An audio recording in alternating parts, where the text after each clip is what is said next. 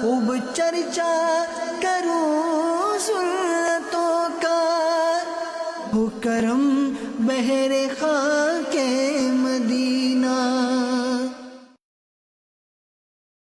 والصلاة والسلام على سيد المرسلين اما بعد فاعوذ بالله من الشيطان الرجيم بسم الله الرحمن الرحيم الصلاة والسلام عليك يا رسول الله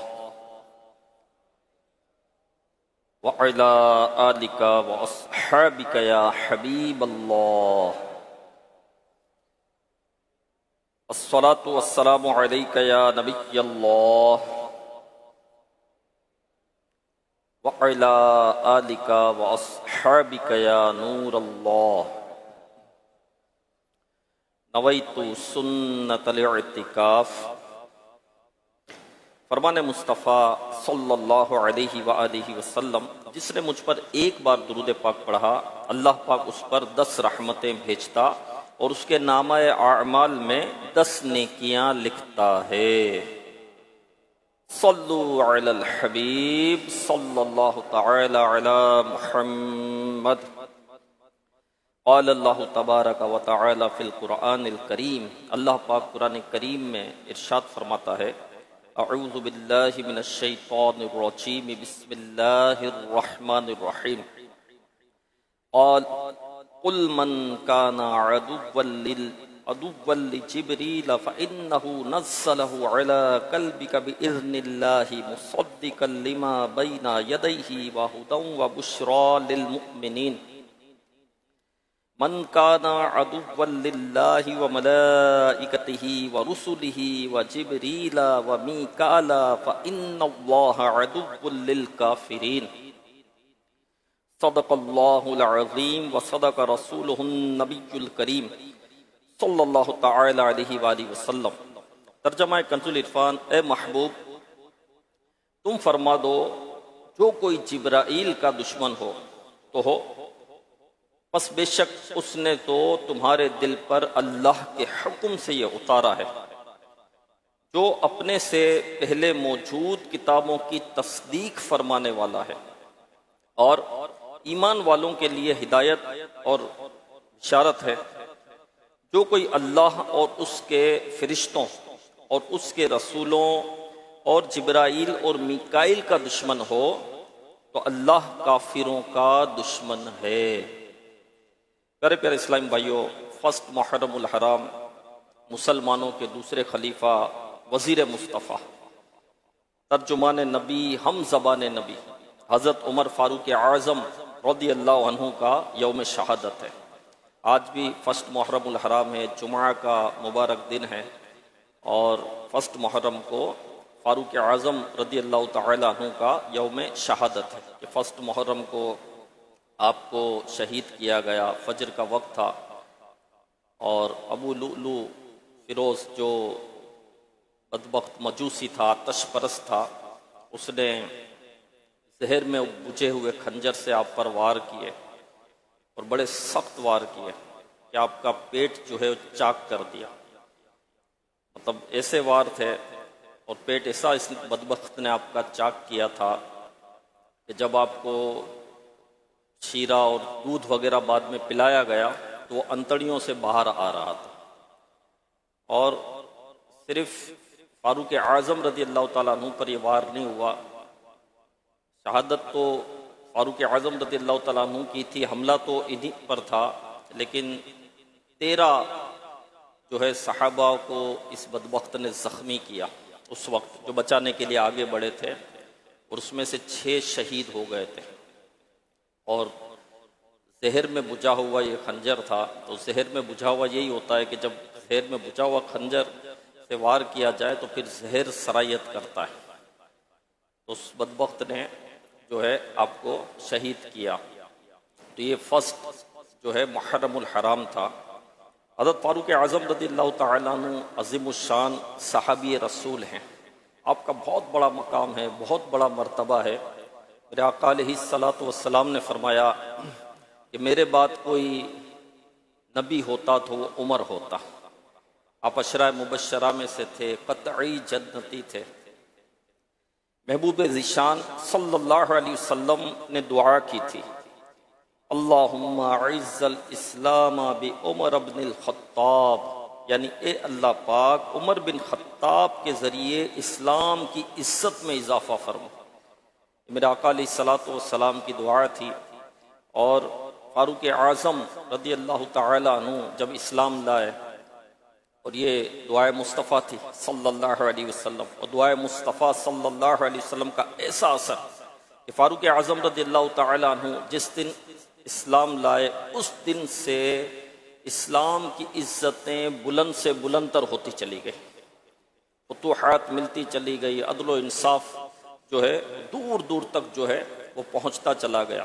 جس دن آپ اسلام لائے تو مسلمانوں نے بلند آواز سے نعرے لگائے، اللہ اکبر کے نعرے لگائے، اور مکہ پاک میں دور دور تک یہ نعرے سنے گئے۔ فاروق اعظم رضی اللہ تعالی عنہ جس دن ایمان لائے، مسلمانوں نے مسجد الحرام میں اعلانیہ طور پر پہلی مرتبہ نماز ادا کی۔ یہ ہے فاروق اعظم رضی اللہ تعالی عنہ۔ آپ صلی اللہ علیہ وسلم کی اس دعا کے نتیجے میں فاروق اعظم رضی اللہ تعالی عنہ نے اسلام قبول کیا، اس لیے آپ کو مراد رسول بھی کہا جاتا ہے۔ دنیا میں آپ کا نام مبارک عمر ہے، آسمانوں میں آپ کو فاروق کے نام سے پہچانا جاتا ہے، اور فاروق کے معنی ہے کہ حق و باطل میں فرق کرنے والا۔ فاروق اعظم رضی اللہ تعالی عنہ کو جو خیال آتا وہ بھی حق ہوتا، اور آپ کی زبان سے جو جملے نکلتے وہ بھی حق ہوتے۔ جی ہاں، بلکہ بعض الفاظ بعض جملے وہ ہیں کہ اللہ پاک نے ان جملوں کو ایسا پسند فرمایا کہ اللہ پاک نے قرآن مجید میں آیت کے طور پر ان جملوں کو نازل فرما دیا گیا۔ فاروق اعظم رضی اللہ تعالیٰ عنہ کو موافقات عمر بھی کہا جاتا ہے، یعنی آپ کی رائے کے مطابق کے موافق جو ہے قرآن پاک کی آیتیں نازل ہوئی۔ ہاں، اور 20 ایک روایت میں 20 بھی موجود ہے کہ 20 آیتیں آپ کی رائے کے موافق جو ہے یہ قرآن پاک میں نازل ہوئی، اور یہ بھی ہے کہ 20 سے زیادہ آیتیں بھی آپ کی رائے کے مطابق موافق ہوئی، رائے کے موافق جو ہے وہ قرآن پاک میں نازل ہوئی۔ فاروق اعظم رضی اللہ تعالی عنہ حق فرمانے والے تھے، حق کی ہدایت کرنے والے تھے، حق کو قبول کرنے والے تھے، اور حق پر ہی آپ دنیا سے رخصت ہوئے۔ جی ہاں، تو فاروق کے معنی ہے حق اور باطل میں فرق کرنے والا، یہ معنی ہے۔ اور میرے پیارے اسلامی بھائیوں، بڑا مقام ہے آپ کا، بڑا مرتبہ ہے فاروق اعظم رضی اللہ تعالیٰ عنہ کا، کوئی حق بولتے تھے، حق کی ہدایت کرتے تھے۔ آقا علیہ الصلوۃ والسلام کی بارگاہ میں عرض کرتے کہ یا رسول اللہ صلی اللہ تعالی علیہ وآلہ وسلم معراج کی رات کی باتیں بتائیں۔ میرے آقا علیہ الصلوۃ والسلام نے فرمایا کہ حضرت نوح علی نبینا علیہ الصلوۃ والسلام اپنی امت میں جتنا عرصہ رہے، 1000 سال لکھا ہوا ہے روایت میں، اتنا عرصہ اگر میں معراج کی باتیں بتاتا ہوں تو ختم نہیں ہوگی۔ معراج کا سفر بہت طویل سفر تھا، دنیا کے لیے تو کچھ بھی نہیں تھا، چند سیکنڈوں کا ہی تھا، لیکن بڑا طویل سفر تھا۔ لیکن جب تم نے پوچھ ہی دیا ہے تو ایک وہ بات جو میں نے کسی کو نہیں بتائی وہ میں تم کو بتاتا ہوں۔ میں نے جنت میں ایک محل دیکھا جس کی چوکھٹ جنت کی زمین سے نیچے تھی، جس کی چھت عرش کے درمیان میں تھی، لائٹنگ والا تھا۔ جبرائیل سے پوچھا ہے جبرائیل یہ لائٹنگ والا جو محل ہے وہ کس کا ہے؟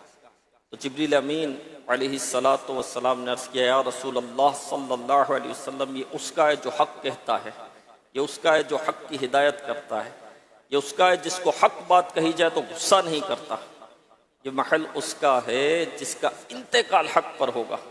آقا علیہ الصلوۃ والسلام نے فرمایا جبرائیل کیا تم اس کو جانتے ہو؟ عرض کی ہاں یا رسول اللہ صلی اللہ علیہ وسلم۔ فرمایا وہ کون ہے؟ کہا وہ ایک ہی تو ہے، وہ ایک ہی تو ہے۔ پھر آقا علیہ الصلوۃ والسلام نے فرمایا اس کا نام کیا ہے؟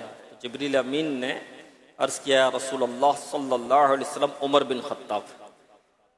جب فاروق اعظم رضی اللہ تعالیٰ عنہ نے یہ سنا تو آپ پر رکت طاری ہو گئی، اور آپ غش کھا کر زمین پر تشریف لے آئے۔ جی ہاں، آپ بے ہوش ہو گئے، اسی کیفیت بنی۔ اور کہتے ہیں کہ اس دن کے بعد فاروق اعظم رضی اللہ تعالیٰ عنہ کو کسی نے ہنستے ہوئے نہیں دیکھا، یہاں تک کہ آپ کا وصال ہو گیا۔ یہ مقام ہے میرے فاروق اعظم رضی اللہ تعالیٰ عنہ کا، یہ مرتبہ ہے آپ کا۔ تو فاروق اعظم رضی اللہ تعالیٰ عنہ کا بڑا مقام ہے۔ آسمانی کتاب تورات شریف میں آپ کا نام منطق الحق یعنی حق بات کہنے والا ہے۔ منطق الحق کے معنی ہے کہ سچائی پر مبنی سوچ، سچائی پر مبنی سوچ ہو۔ اللہ پاک ہمیں بھی سچا بنا دے، ہمیں بھی سچ کہنے والا بنا دے، ہمیں بھی حق بولنے والا بنا دے، اللہ پاک حق کو قبول کرنے والا ہمیں بنا دے۔ اسی طرح انجیل شریف میں آپ کا نام کافی ہے، اور فاروق اعظم رضی اللہ تعالیٰ عنہ جنت میں آپ کا نام اقدس سراج ہوگا۔ فاروق اعظم رضی اللہ تعالیٰ عنہ کے بڑے فضائل ہیں۔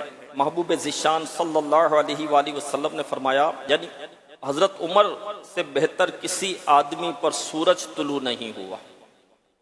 اسی طرح ایک حدیث شریف میں فرمایا، آسمان کے تمام فرشتے عمر کی عزت کرتے ہیں اور زمین کا ہر شیطان عمر کے خوف سے لرزتا ہے۔ احمد مجتبیٰ مکی مدنی مصطفیٰ صلی اللہ علیہ وسلم نے فرمایا، عمر اہل جنت کے چراغ ہیں۔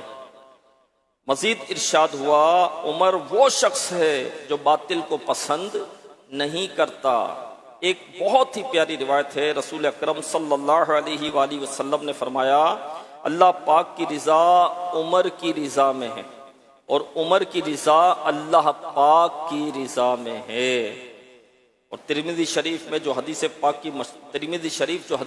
کی مشہور کتاب ہے، اس میں روایت ہے کہ رسول اکرم صلی اللہ علیہ وآلہ وسلم نے فرمایا، اللہ پاک نے عمر کی زبان اور دل پر حق جاری فرما دیا ہے۔ فاروق اعظم رضی اللہ تعالیٰ عنہ کے دل مبارک میں جو خیال آتے وہ حق ہوتے، اور جو زبان سے بولتے وہ بھی حق بولتے تھے۔ یہ تھے فاروق اعظم رضی اللہ تعالیٰ عنہ۔ ہمارے دلوں میں میرے پیارے اسلام میں کیا خیال آتا ہے، ہم بھی غور کریں۔ ہمارے دلوں میں جو خیال آتا تھے وہ کیا ہوتے ہیں، غور کریں۔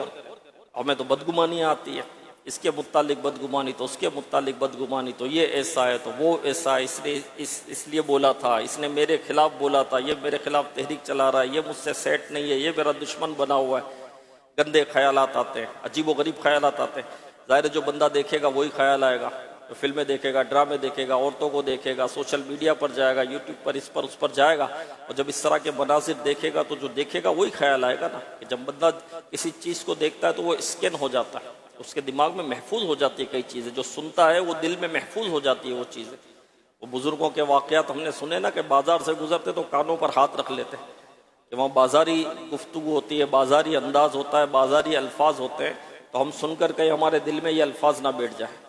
جو بندہ سنتا ہے پھر وہ زبان پر بھی آتے ہیں، پہلے وہ دل میں بیٹھتے ہیں پھر وہ زبان پر آتے ہیں، کیونکہ جو سنا جاتا ہے اس کا اثر دل پر اسی طرح ہوتا ہے جس طرح بندہ کھاتا ہے تو اس کا اثر معدے پر ہوتا ہے۔ جو چیز کھاتا ہے تو معدے میں جاتی ہے نا، جو سنتا ہے وہ دل میں اترتی ہے۔ اب معدے میں اگر غلط چیز کھائی، صحیح نہیں کھائی، اور معدے میں وہ چیز گئی تو دوا کے ذریعے بھی علاج ہو جاتا ہے، بندہ سو جائے تو بھی علاج ہو جاتا ہے۔ لیکن جو سنا اور جو دل میں بیٹھ گیا وہ بعض اوقات زندگی بھر نہیں نکلتا، دل سے نکلتا نہیں ہے۔ تو سننے کی بڑی اہمیت ہے، دیکھنے کی بڑی اہمیت ہے۔ جو دیکھتا ہے اس کا اثر دل پر ہوتا ہے، جو سنتا ہے اس کا اثر دل پر ہوتا ہے، جو بولتا ہے اس کا اثر بھی دل پر ہوتا ہے۔ یعنی بندہ جب فضول بات کرتا ہے تو اس سے اس کا دل سخت ہو جاتا ہے، فضول بات کرنے سے دل سخت ہو جاتا ہے۔ فضول بات گناہ نہیں ہوتی، فضول بات گناہ نہیں ہے، فضول بات وہ جس سے نہ دنیا کا فائدہ نہ آخرت کا فائدہ، وہ بات اس کو فضول کہتے ہیں۔ تو اس سے دل سخت ہو جاتا ہے۔ تو اب آپ اندازہ لگا کہ فضول بات کرنے سے جب دل سخت ہو جاتا ہے جو کہ گناہ نہیں ہے، تو جو بندہ جھوٹ بولے گا، جو غیبتیں کرے گا، جو چگلیاں کرے گا، جو بدگمانیاں کرے گا، بعض گمان گناہ ہے، جو گالیاں دے گا، جو رشتے توڑے گا، تو اب بتائے کہ اس کے دل کی سختی کہاں پہنچے گی، اس کے دل کی کیفیت کہاں ہوگی۔ اب دل اتنا گندا جب ہوگا تو میرے پیارے اسلامی بھائیوں، کیا خیال اچھے ہوں گے؟ خیال اچھے تھوڑی ہوں گے۔ خیال تو اچھے تب ہوں گے جب سوچ اچھی ہوگی، خیال تو اچھے جب ہوں گے جب نگاہ اچھی ہوگی، خیال تو اچھے تب ہوں گے جب سننا اچھا ہوگا، خیال تو اچھے تب ہوں گے جب بولنا اچھا ہوگا۔ جب نہ بولنا اچھا، نہ سننا اچھا، نہ دیکھنا اچھا، نہ چلنا اچھا، نہ چھونا اچھا، کچھ بھی اچھا نہیں، تو دل کدھر سے اچھا ہوگا؟ جب دل ہی گندا ہے تو خیالات تھوڑی اچھے آئیں گے، خیالات تھوڑی اچھا آئیں گے۔ پھر جیسا دل ہوگا ویسے خیال آئیں گے۔ میرے آقا اعلیٰ حضرت نے فرما دیا نا بدگمانی کے متعلق کہ خبیث گمان خبیث دل میں آتا ہے، برا گمان برے دل میں آتا ہے، گندے دل میں آتا ہے، اچھے دل میں جو ہے اچھا خیال آئے گا۔ جب نفس امارہ ہوتا ہے نا، نفس امارہ جو گناہ پر ابھارتا ہے، نفس امارہ جو ہے اس کی تسکین باطل میں ہے، یعنی نفس امارہ وہ گندا نفس ہے، وہ اڑیل نفس ہے کہ جس کو سکون رب کی نافرمانی میں ملتا ہے، اللہ کی نافرمانی میں اس کو سکون ملتا ہے۔ نفس ہمارا کبھی نیکی کی دعوت نہیں دے گا، کبھی نیکی کی ترغیب نہیں دلے گا، کبھی نیکی کی طرف لے کر نہیں جائے گا، اور جو بندہ نیکی کرے گا تو اس پر کاٹس لگائے گا، اس کو نیکی کرنے نہیں دے گا۔ امام باندھے گا تو بولے کل باندھ لینا نا، کوئی مسئلہ نہیں ہے، ابھی گرمی بہت ہے، ابھی تو یہ بہت ہے، ابھی زلفیں کہاں رکھے گا، گرمی بہت ہے، موسم جب سب ہو جائے پھر رکھنا۔ ابھی روزے نفلی روزہ صحیح اچھی بات ہے، نفلی روزہ کے بڑے ثواب ہے، بڑا فضائل ہے، لیکن ابھی تو گرمیاں بہت ہے، ابھی تو پیاس بہت لگے گی، تو کمزور ہو جائے گا، تو پڑ جائے گا، ابھی تو بڑی زندگی پڑی ہے، بعد میں کر لینا۔ تو یہ آگے آگے بعد میں کر لینا، بعد آتی کب ہے؟ تو نفس امارہ جو ہے یہ نیکی کی دعوت کبھی نہیں دے گا، اور جس کا نفس امارہ ہوتا ہے اس کو وسوسے زیادہ آتے ہیں، اور جس کا نفس مطمئنہ ہوتا ہے، پاک نفس، ستھرا نفس، پاکیزہ نفس، تو اس کو پھر جو ہے الہام ہوتے ہیں، اچھے اچھے خیالات آتے ہیں، ہاں اچھے خیالات آتے ہیں۔ تو فاروق اعظم رضی اللہ تعالیٰ عنہ کا دل مبارک اتنا پاکیزہ تھا، اتنا ستھرا تھا کہ میرے آقا علیہ الصلوۃ والسلام نے فرمایا کہ اللہ پاک نے عمر کے دل اور زبان پر حق جاری فرما دیا۔ اللہ پاک نے عمر کی زبان اور دل پر حق جو ہے وہ جاری فرما دیا۔ تو میرے پیارے اسلام بھائی، اچھے اعمال کرنے، اچھا دیکھنا ہے، اچھا سننا ہے، اچھا بولنا ہے، اور کسی کے متعلق برے خیالات آئے تو اس کو ہمیں جھٹکنا ہے۔ تو فاروق اعظم رضی اللہ تعالیٰ عنہ کی کیا شان تھی، جو ہم نے آیت مبارکہ شروع میں جو سنی ہے، تو روایت میں ہے کہ اس آیت کریمہ کی کچھ وضاحت عرض کرتا ہوں میں، جو شروع میں ہم نے سنی، کہ روایت میں کہ مدینہ شریف کے قریب ہی کچھ فاصلے پر حضرت فاروق اعظم رضی اللہ تعالیٰ عنہ کی زمین تھی، آپ اس کی دیکھ بھال کے لیے وہاں تشریف لے جایا کرتے تھے۔ اس راستے پر اہل تورات یعنی یہودیوں کے مدرسے بھی تھے۔ ایک دن جب آپ وہاں سے گزر رہے تھے تو اہل تورات کے مدرسے کے اندر آپ تشریف لے گئے۔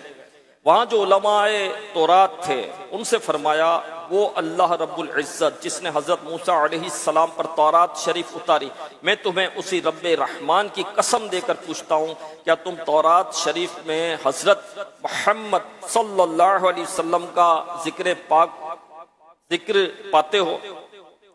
وہ علماء تورات بولے، ہاں محمد صلی اللہ علیہ وسلم کا ذکر ہماری کتاب میں موجود ہے۔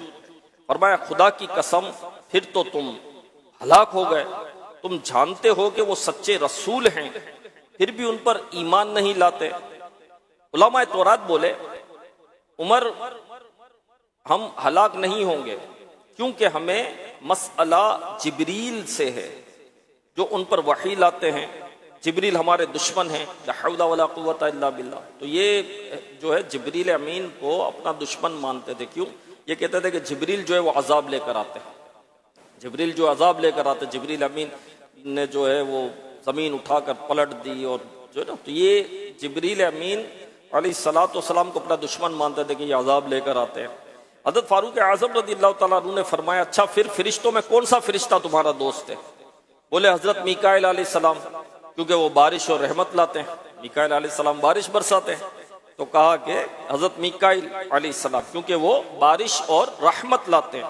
اب حضرت فاروق اعظم رضی اللہ عنہ کی کمال ذہانت اور علمی قابلیت دیکھیے، آپ نے فرمایا، تمہارے مطابق اللہ پاک کے ہاں حضرت جبریل اور میکائیل علیہ السلام کا رتبہ کیا ہے؟ بولے دونوں ہی اللہ پاک کا قرب رکھتے ہیں۔ فرمایا، میں گواہی دیتا ہوں کہ جب وہ دونوں ہی اللہ پاک کا قرب رکھتے ہیں تو جو ان سے محبت کرے گا اللہ پاک اس سے محبت فرمائے گا، جو ان سے دشمنی رکھے گا اللہ پاک اس سے دشمنی فرمائے گا۔ اب ایک روایت میں ہے کہ آپ نے یہ الفاظ ارشاد فرمائے، اس وقت وہاں پر جو علماء تورات تھے انہیں جو الفاظ آپ نے فرمائے وہ الفاظ آپ کو سننے ہیں۔ آپ نے کیا الفاظ فرمائے؟ ایک روایت میں ہے، من کان عدوا للہ وملائکتہ ورسلہ وجبریل ومیکال فإن اللہ عدو للکافرین، یعنی جو اللہ پاک، اس کے فرشتوں اس کے رسولوں اور جبرائیل و میکائیل علیہ السلام کا دشمن ہے، بے شک اللہ پاک سب کافروں کا دشمن ہے۔ یہ الفاظ کنہوں نے ارشاد فرمائے؟ فاروق اعظم رضی اللہ تعالیٰ عنہ نے یہ الفاظ جو ہے ارشاد فرمائے۔ آپ فرماتے ہیں فاروق اعظم رضی اللہ تعالیٰ عنہ کہ علماء تورات کے ساتھ یہ گفتگو کر کے میں بارگاہ رسالت میں حاضر ہوا، ابھی پہنچا ہی تھا کہ آپ صلی اللہ علیہ وسلم نے فرمایا تمہیں وہ آیات سناؤں جو ابھی اتری ہیں؟ عرض کیا جی یا رسول اللہ صلی اللہ علیہ وسلم ضرور سنائیے۔ آپ صلی اللہ علیہ وسلم نے پارہ ایک سورہ بقرہ کی آیت نمبر 98 سنائی، من کان عدوا للہ وملائکتہ ورسلہ وجبریل ومیکال فإن اللہ عدو للکافرین۔ ترجمہ کنز العرفان، جو کوئی اللہ اور اس کے فرشتوں اور اس کے رسولوں اور جبرائیل اور میکائیل کا دشمن ہو تو اللہ کافروں کا دشمن ہے۔ اب کتنی کمال کی بات ہے کہ بالکل وہی الفاظ جو فاروق اعظم رضی اللہ تعالیٰ عنہ کی زبان مبارک سے ادا ہوئے تھے، اللہ پاک نے ان الفاظ کو اتنا پسند فرمایا کہ ان الفاظ کو اللہ پاک نے قرآن کریم میں آیت کے طور پر نازل فرما دیا۔ سبحان اللہ، کیا بات ہے! فاروق اعظم رضی اللہ تعالیٰ عنہ کی۔ تو پیارے اسلامی بھائیوں، اس آیت کریمہ سے کئی سبق ہمیں سیکھنے کو ملتے ہیں۔ سب سے پہلے تو یہ دیکھیے کہ اس آیت کریمہ میں صاف اور واضح طور پر ارشاد ہوا کہ جو اللہ پاک کے رسولوں سے دشمنی کرے، اس کے فرشتوں سے دشمنی کرے، حضرت جبرائیل اور میکائیل علیہ السلام سے دشمنی کرے، اللہ پاک ایسے بے ایمانوں کا دشمن ہے۔ جو اللہ کے رسولوں سے دشمنی کرے گا، اللہ کے محبوبوں سے دشمنی کرے گا، اللہ کے فرشتوں سے دشمنی کرے گا، اللہ کے محبوب بندوں سے دشمنی کرے گا، تو اللہ پاک کا اس سے اعلان جنگ ہے۔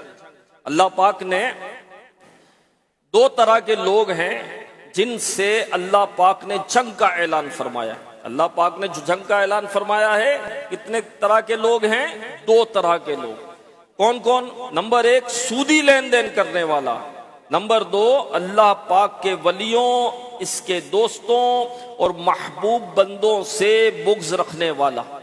ان دونوں سے اللہ پاک کا اعلان جنگ ہے۔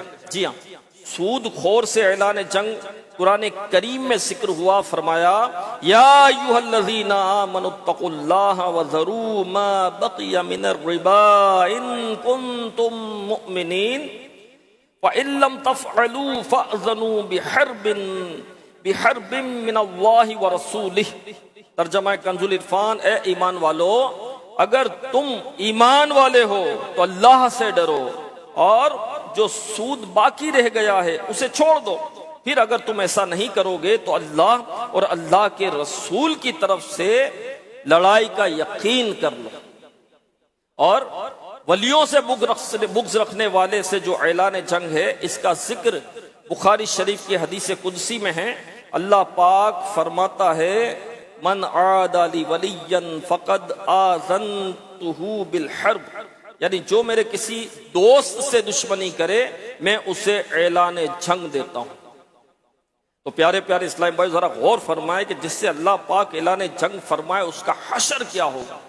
اللہ سے جنگ کرنے والا 0% بھی یہ نہیں تصور ہو سکتا کہ وہ جیت سکتا ہے۔ اللہ سے جنگ کرنے والا کب جیت سکتا ہے؟ اللہ جس کو جنگ کا اعلان کرے وہ کیسے جیت سکتا ہے؟ ہو ہی نہیں سکتا۔ ہاں، دو لوگوں کی لڑائی ہو، فور ایگزامپل، ایک بڑا بہادر ہے، بڑا عہدے والا ہے، بڑا مقام والا ہے، اس کی بڑی چلتی ہے، اور ایک مریل سا آدمی ہے، کمزور سا آدمی ہے، تو بندہ یہی کہتا ہے کہ یار یہ بہادر آدمی جو ہے جیت جائے گا۔ لیکن پھر بھی ایک چیز ہوتی ہے، تصور میں آتا ہے کہ ہو سکتا ہے کمزور آدمی ذرا ہمت کر لے، اس کو لڑنا بڑا اچھا آتا ہو، یہ کوئی ایسی ٹیکنک استعمال کر لے تو جیت بھی سکتا ہے۔ بھائی کچھ کہہ نہیں سکتے۔ وہ کہتے ہیں نا کہ موٹا دیکھ کر ڈرو نہیں، پتلا دیکھ کر لڑو نہیں، کوئی بھروسہ نہیں ہے، کوئی بھروسہ نہیں۔ تو خیر یہ تو ایک عوامی بات ہے کہ موٹا دیکھ کر ڈرو نہیں اور پتلا دیکھ کر لڑو نہیں، کہ موٹا دیکھ کر ڈر گئے اور پتلا دیکھ کر لڑنا شروع ہو گیا۔ جب پتلا اگر حاوی ہو گیا اور وہ پھرتیلا نکلا تو تم کو پتا چل جائے گا۔ تو موٹا اور پتلا ہو پہ تو لڑنا ہی کسی سے نہیں ہے نا، مسلمانوں سے لڑنے کے لیے تھوڑی ہے۔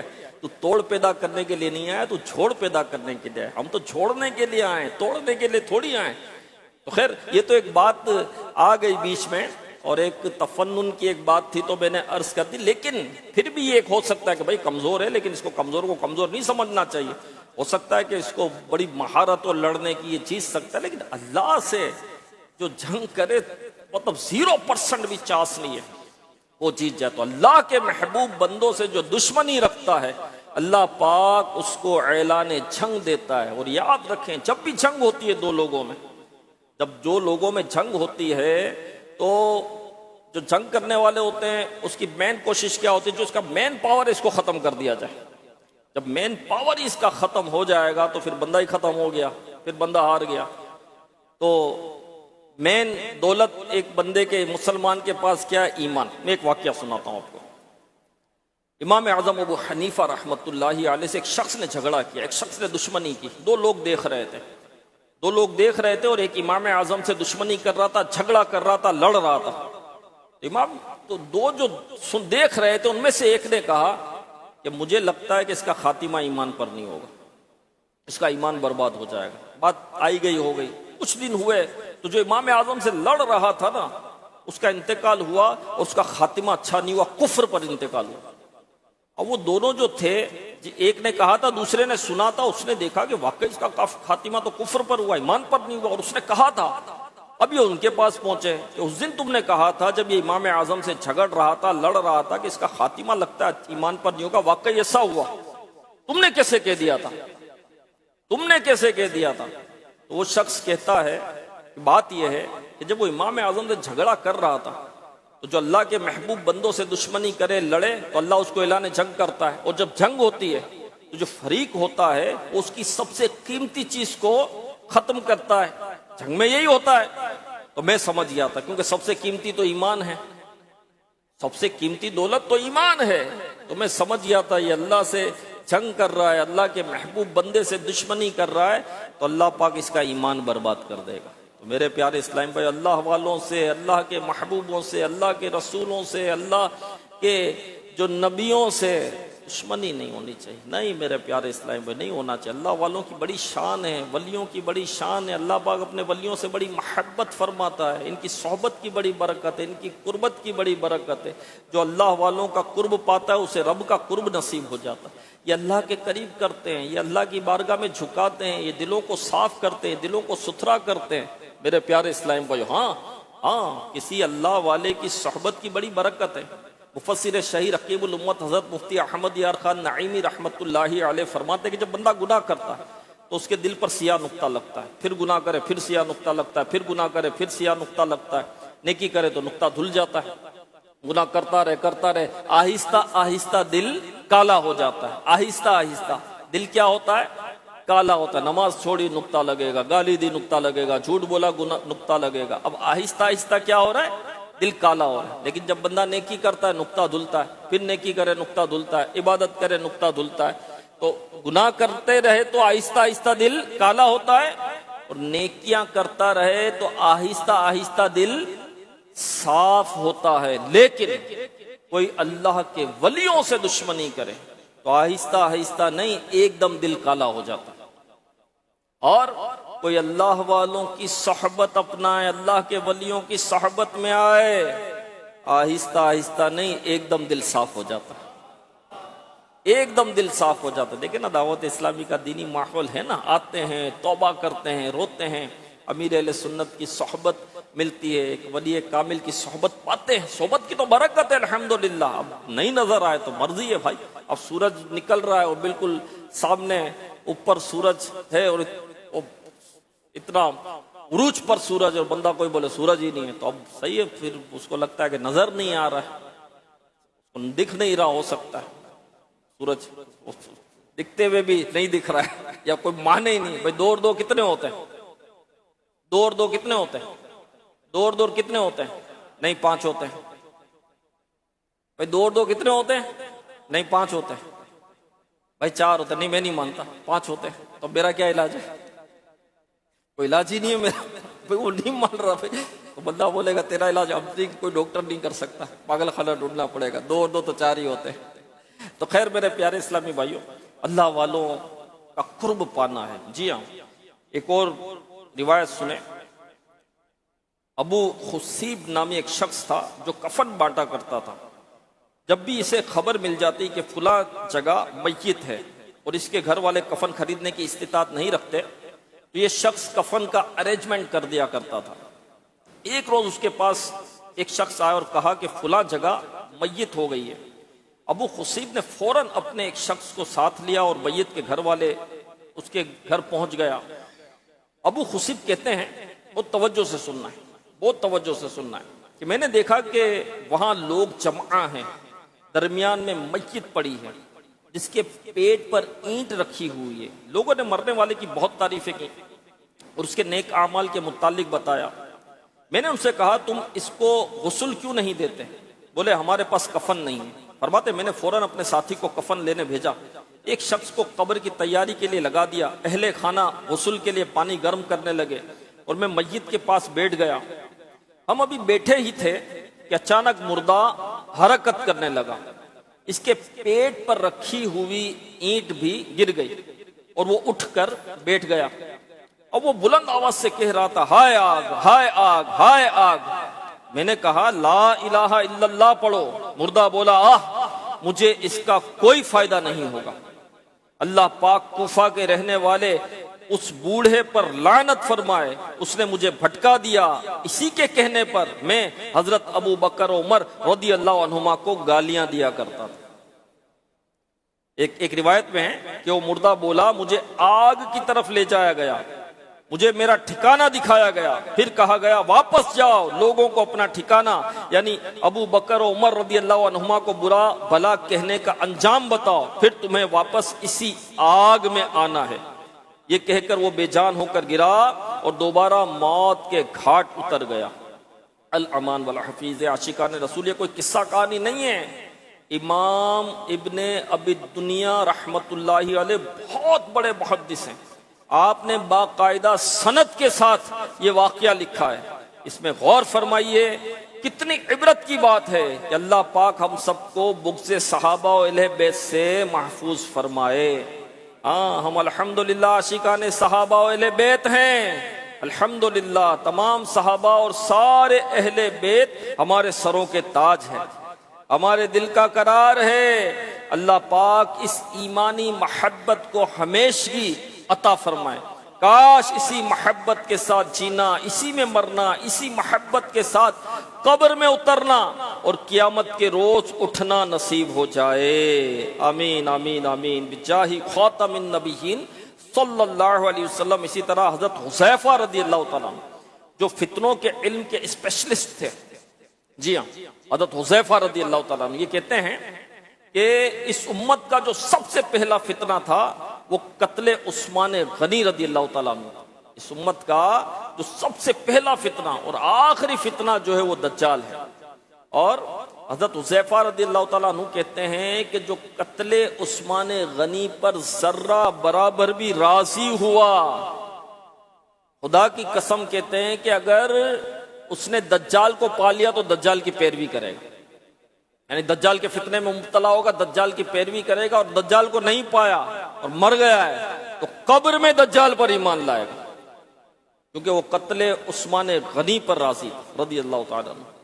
ہر صحابی نبی جنتی جنتی، ہر صحابی نبی جنتی جنتی، ہر صحابی نبی جنتی جنتی. ہاں میرے پیارے اسلام بھائیو، اللہ کے محبوبوں سے محبت کرنی ہے، ہاں ان کا ذکر خیر کرنا ہے. ارے اللہ والوں کا جہاں ذکر ہوتا ہے وہ رحمت برستی.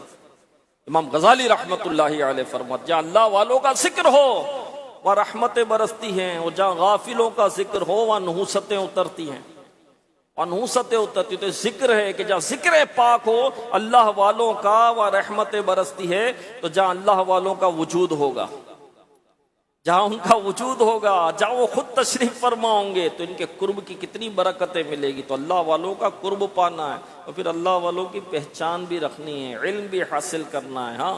ہاں میرے پیارے اسلام بھائیو، میں جو کہنا چاہ رہا ہوں وہ آپ سمجھ رہے ہوں. اللہ والوں کا کون اللہ والا؟ یہ دعوت اسلامی کا دینی ماحول ہے، اس میں ہمیں علم ملتا ہے، اس میں ہمیں سمجھ ملتی ہے، اس میں ہمیں شعور ملتا ہے. الحمدللہ کہ علم سے شعور ملتا ہے، علم سے حکمت ملتی ہے. علم ہوگا تو پتہ ہوگا نا، علم ہی نہیں ہے تو جس کے پاس علم نہیں ہو بھٹک جاتا ہے، جس کے پاس علم نہیں ہو گمراہی کے دلدل میں پھنس جاتا ہے۔ تو علم حاصل کرنا ہے۔ تو میرے پیارے اسلام بھائیو، فاروق اعظم رضی اللہ تعالیٰ عنہ، ہاں یہ فاروق تھے، حق اور باطل میں فرق کرنے والے تھے۔ اور فاروق اعظم رضی اللہ تعالیٰ عنہ جیسی ہستی، ام کلثوم رضی اللہ عنہ، یہ آپ کی زوجہ تھی، حضرت فاطمہ الزہرا رضی اللہ تعالیٰ عنہ کی شہزادی تھی، مولا علی کی شہزادی تھی ام کلثوم رضی اللہ تعالیٰ عنہ، اور فاروق اعظم رضی اللہ تعالیٰ عنہ کے نکاح میں تھی۔ تو ایک مرتبہ رو رہی تھی، فاروق اعظم رضی اللہ تعالیٰ عنہ تشریف لائے، کہا کیوں رو رہی ہو؟ تو کہا کعب الاحبار، یہ کعب الاحبار رضی اللہ تعالیٰ عنہ پہلے یہودیوں کے عالم تھے، پھر وہ ایمان لائے تو وہ مسلمانوں کے عالم ہو گئے۔ تو یہ کہتے ہیں کہ آپ جہنم کے دروازے پر ہیں، فاروق اعظم رضی اللہ تعالیٰ عنہ جہنم کے دروازے پر ہیں، آپ کعب الاحبار کہتے ہیں، میں اس لیے رو رہی ہوں۔ تو آپ پر بھی کیفیت طاری ہو گئی، خوف خدا والے تھے۔ کعب الاحبار رضی اللہ تعالیٰ عنہ کو بلوایا، کہا آپ نے ایسا کہا؟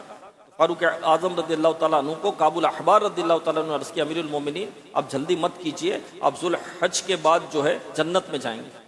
تو کہا کبھی آپ کہتے ہو کہ جہنم کے دروازے پر ہے، کبھی کہتے ہو جنتی ہے، بات کیا ہے؟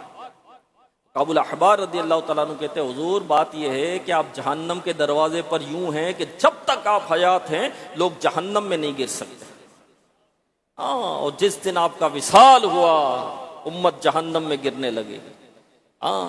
فاروق اعظم رضی اللہ تعالیٰ عنہ کے متعلق اس طرح کی اور بھی روایت ہے کہ آپ جہنم کے دروازے کا تالا ہیں، آپ جہنم کا دروازہ ہیں۔ تو فاروق اعظم رضی اللہ تعالیٰ عنہ جب تک حیات تھے لوگ جہنم میں نہیں گریں گے، آپ لوگوں کو جہنم میں گرنے نہیں دیں گے۔ جی ہاں، لیکن جب آپ کا وصال ہوا لوگ جہنم میں گرنے لگیں گے۔ کہتے ہیں فاروق اعظم رضی اللہ تعالیٰ عنہ وہ قلعہ تھے اسلام کا جس میں جو داخل ہو گیا تو باہر نہیں جا سکتا تھا۔ آپ قلعہ اسلام تھے، اسلام کا وہ قلعہ تھے کہ اس میں جو داخل ہو گیا باہر نہیں نکل سکتا تھا، لیکن جب آپ کا وصال ہوا لوگ اسلام سے باہر ہونے لگے۔ فاروق اعظم کی کیا شان تھی میرے پیارے اسلام بھائی، کاش کاش کاش ہم نیکی کی دعوت دینے والے بنے، ہاں ہم بھی حق بولنے والے بنے، حق سننے والے بنے، حق پر عمل کرنے والے بنے، ہم بھی اپنے دلوں کو صاف کریں، ستھرا کریں اور نیکی کی دعوت عام کرنے والے بنے۔ اللہ پاک ہمیں نیک اعمال کثرت سے کرنے کی توفیق عطا فرمائے۔ صلو علی الحبیب صلی اللہ علی محمد۔ ایک وظیفہ بھی ہم سیکھتے ہیں، سن لیں۔ جو کوئی مغرب کی نماز کے بعد یا عدل عین ہے، جو کوئی مغرب کی نماز کے بعد یا عدل 1000 بار پڑھے یا عدل 1000 بار پڑھے تو انشاءاللہ آسمانی بلاؤں سے محفوظ رہے گا۔ اللہ پاک ہمیں عمل کی توفیق عطا فرمائے، آمین بجاہ خاتم النبیین صلی اللہ علیہ وسلم۔ صلو علی الحبیب صلی اللہ تعالی علی محمد۔ میں مبلغ بنوں سنتوں کا، خوب چرچا کروں سنتوں کا، ہو کرم بہر خاک مدینہ۔ مجھے پہ رحمت ہے کرم اللہ کا ہر دم، نبی کی مجھے پہ رحمت